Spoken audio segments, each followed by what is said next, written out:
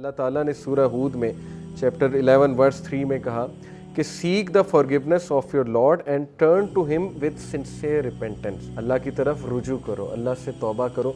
अब sincere repentance है क्या, उसकी कंडीशंस क्या हैं? Number 1, immediate cessation of the sin, कि फौरी उसी वक्त उस गुनाह को छोड़ देना, वेट ना करना। यानी आप किसी एडिक्शन में मुब्तला हैं, ट्राई करें, उसी वक्त उस गुनाह को छोड़ दें। जब आपको रियलाइज हो गया है गुनाह है, तौबा की, उसको गुनाह को छोड़ दें उस वक्त। नंबर 1।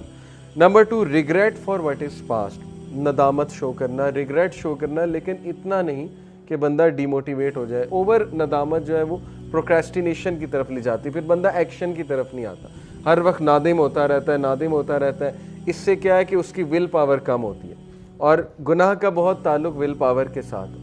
नादिम होना अच्छी बात है, लेकिन इतना ज़्यादा होंगे तो विल पावर टूटेगी। विल पावर जब टूटेगी तो शैतान मज़ीद अटैक करेगा, शैतान फिर गुनाह में मज़ीद ले जाएगा। बल्कि डिफेंस मैकेनिज़म्स बनाता है हमारा ब्रेन। एक बहुत बड़ा डिफेंस मैकेनिज़्म ये कि मैं तो बच ही नहीं सकता। ये जो सेंटेंस है ना, मैं तो बच ही नहीं सकता, ये शैतानी सेंटेंस है मेरे नज़दीक। इसका मतलब है कि विल पावर मारी गई है अगले की, और वो उसने खुद अपने ऊपर ये बात मुसल्लत कर ली कि I can not leave this sin, मैं तो बच ही नहीं सकता।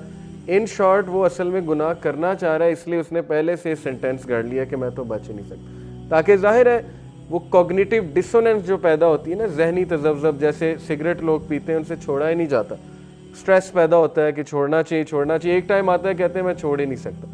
वो किस लिए? डिफेंस मैकेनिज्म है, टू काम योरसेल्फ डाउन। तीसरी जो कंडीशन है, determination not to return to the सिन।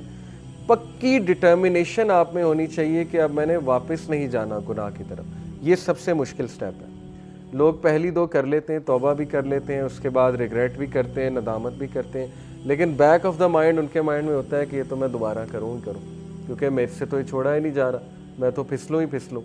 ठीक है ना, पहले ही डिफेंस मैकेनिज्म बना लिया, तो ये ट्रू रिपेंटेंस नहीं है। डिटर्मिनेशन पे लोग फेल होते हैं। क्यों फेल होते हैं? वो प्लान नहीं बनाते हैं, विल पावर नहीं है, डिटरमिन्ड नहीं है टू लीव द सिन। मैंने कई नौजवानों को उनके कमरों में ये आयत लगाते देखा है यूनिवर्सिटी टाइम पे, और आज भी कुछ ऐसे लोग हैं जो मुझे बताते हैं कि उन्होंने रिमाइंडर्स लगाए होते हैं अपने कमरे में कि Allah is watching you, something like this, या कोई आयत लगाई होती है, ठीक है, जिससे उनको फ़ौरन सोच इस तरफ चली जाती है कि नहीं, गुनाह नहीं करना, अल्लाह ताला देख रहा है, और ये चीज़ उन्हें मोटिवेट करती है। इसका मतलब उनकी रिपेंटेंस ट्रू है, सिंसेयर है, क्योंकि they are determined to leave the sin, वो डिटरमिन्ड है गुनाह छोड़ने के लिए। ओके। और चौथी कंडीशन है रेस्टिट्यूशन ऑफ विक्टिम्स राइट्स और सीकिंग देयर फॉरगिवनेस।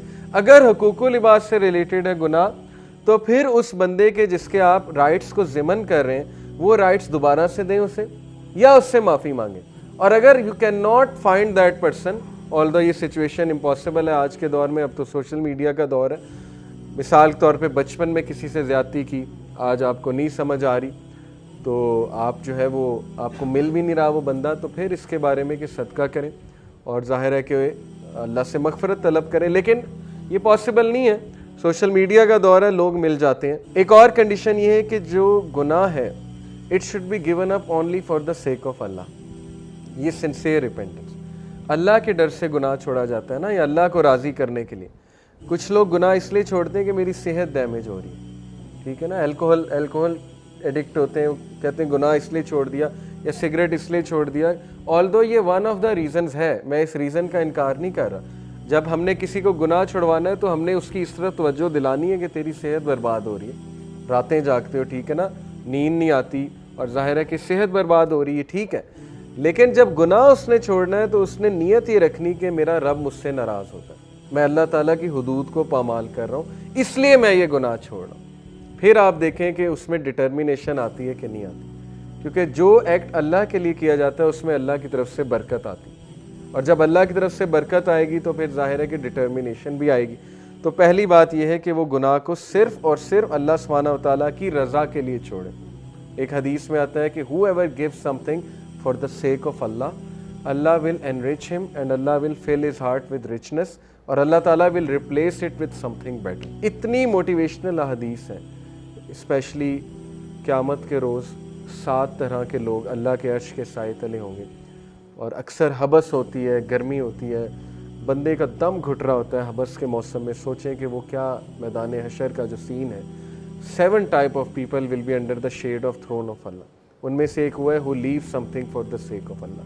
ایک ٹائپ وہ بھی ہے جو اللہ کے ڈر سے گناہ چھوڑ دیتا ہے، جو اللہ کے ڈر سے یا اللہ کی خوشنودی کے لیے، اللہ کو راضی کرنے کے لیے کسی چیز کو لیٹ گو کر دے.